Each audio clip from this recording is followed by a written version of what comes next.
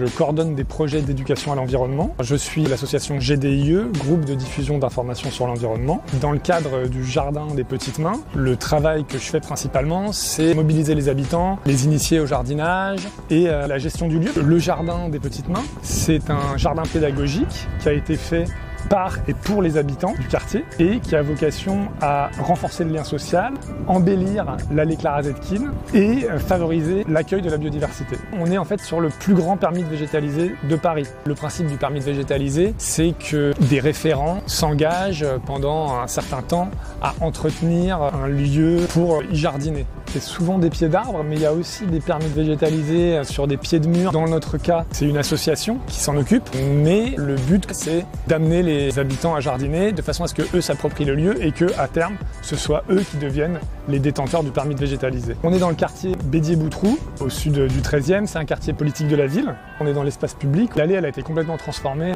L'embellissement de l'allée, il a été fait dès le départ avec d'autres associations. Par exemple, avec Culturelia, qui a créé la fresque sur le thème de la nature, une fresque participative donc faite par les habitants. On a des jardinières hors sol, également 2 très grandes parcelles pour du jardinage en pleine terre. Le jardin des petites mains, il est ouvert à tous, les enfants, les adultes, les familles, les personnes seules, quel que soit le niveau de compétence de chacun. Ce qu'on fait dans ce jardin, c'est finalement toutes les pratiques de jardinage. Ça va être semer, planter, pailler, entretenir, arroser aussi. C'est un espace pour se ressourcer, pour flâner, pour observer. D'ailleurs, on le constate aussi par tous les gens qui passent, mais très régulièrement, qui nous font des retours sur le bien-être que ça leur amène. Nous, on propose des ateliers réguliers, à peu près une fois par mois pour les habitants. Et à côté de ça, entre les séances, chacun peut venir jardiner, soit tout seul, soit en petit groupe, s'appuyer sur la végétalisation de l'espace urbain pour renforcer le lien social. C'est quelque chose qui est important dans ce quartier.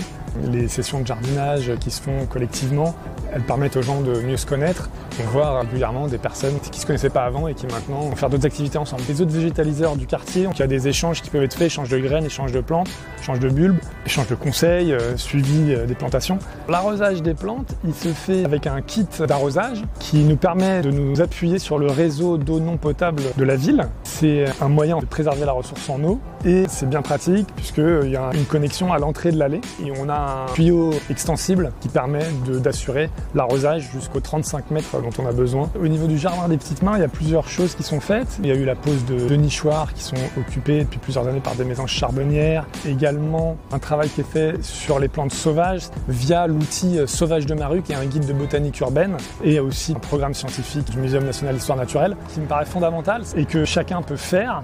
C'est créer un maximum de coins nature dans la ville, par exemple en s'appuyant sur le permis de végétaliser, qui vont à la fois permettre de renforcer le lien social et qui vont être fondamentaux pour maintenir une continuité biologique dans la ville et aussi bien sûr pour permettre de reconnecter les citadins à la nature.